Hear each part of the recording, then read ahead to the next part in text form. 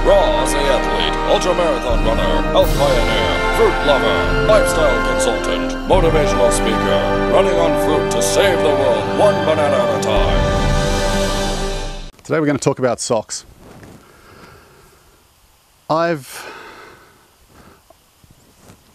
Firstly, you'll notice that these are toe socks. They have individual toe holes for each toe.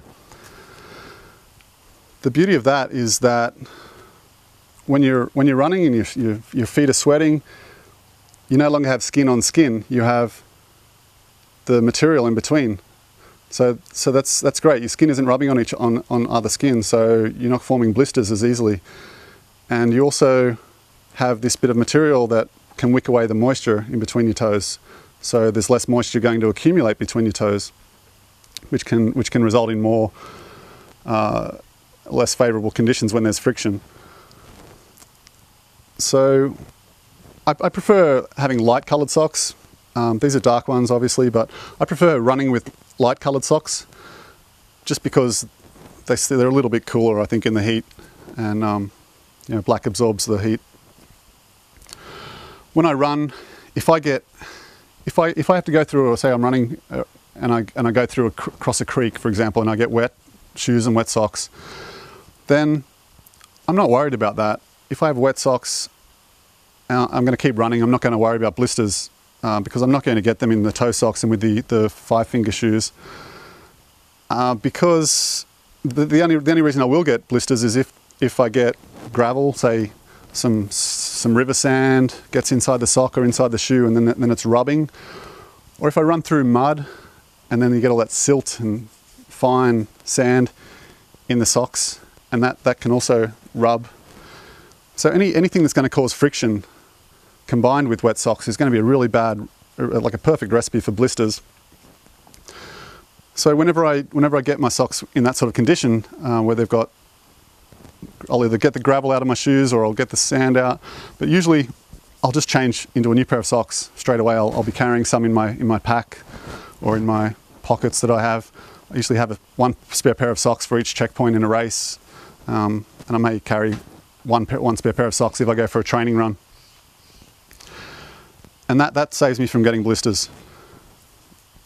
Another thing with socks,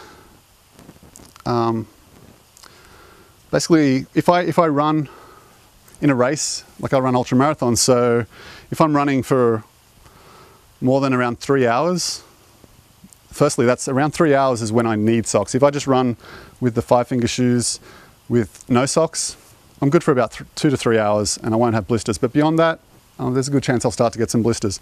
So these socks come in handy for distances beyond that.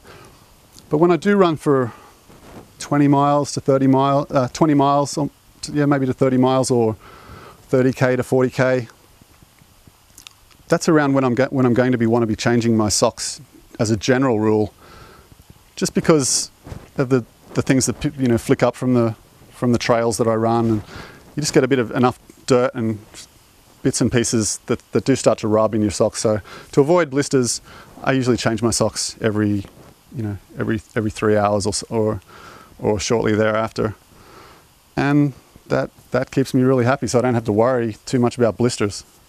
So I hope that running tip about socks helps you today.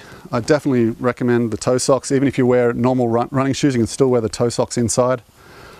And I hope that helps you to have some injury-free, pain-free running with no blisters to make your running more enjoyable. That's it for today. I look forward to seeing you out on the trails. Stay tuned for the next exciting adventure with Raw Aussie Athlete. Here, Raw Aussie Athlete reveals secrets from the depths of the galaxy. Watch Raw Aussie Athlete on his valiant and chivalrous pursuits, surrendering to the noble values of honesty, openness, and integrity, and to the timeless traits of truth, justice, and the 80-10-10 way. How will his life unfold? Which mountain will he next conquer? Where will his heart lead him? Will he find true love? Join Raw Aussie Athlete on his bold, fortuitous journey to unleash passion and purpose upon the universe and beyond. Like, subscribe, visit, add, and follow Raw Aussie Athlete